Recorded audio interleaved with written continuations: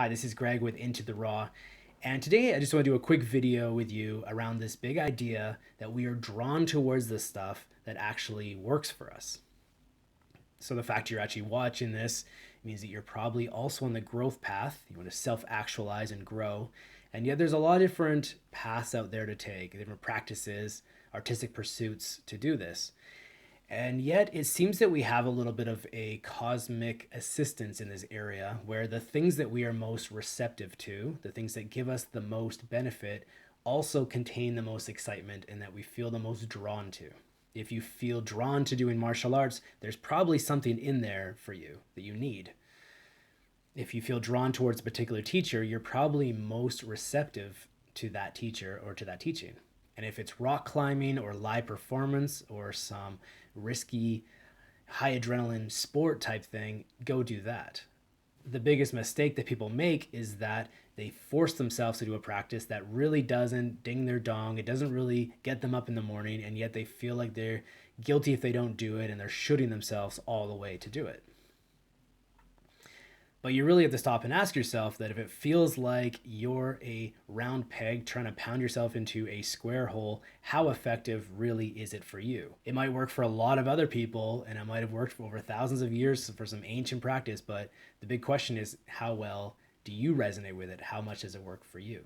It can be tough to drop some of these practices where sometimes it's something you invested a lot into or it's worked a lot in the past, or it could be a little bit of scarcity thinking where you think that this is the only practice in the world, this ancient Tibetan meditation that I learned while I was, climbing the mountain 10 years ago and some master taught it to me. This is the only practice in the world that's going to give me any growth. The fact is that's actually not true. There's literally an infinite number of ways that we can as humans evolve and become more enlightened and become more self-actualized.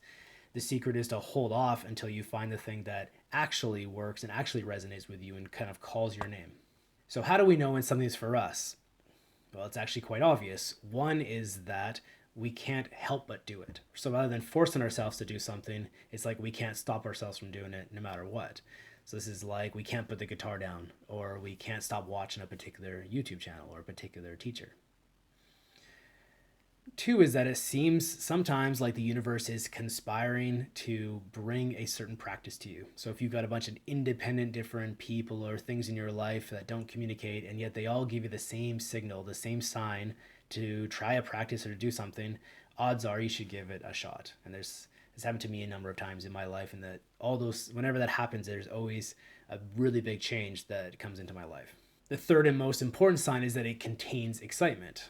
I don't personally know of any programs or any practices where they stop you after a couple of weeks and they say, wait, is this actually, sparking excitement for you? Because if it isn't, you should probably try something else.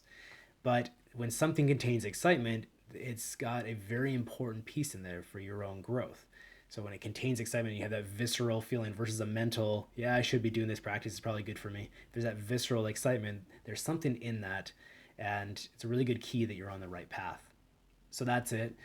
Know that you are drawn towards that which works for you, and feel free to drop the rest. I hope this video was of value as always, and that's it until next time.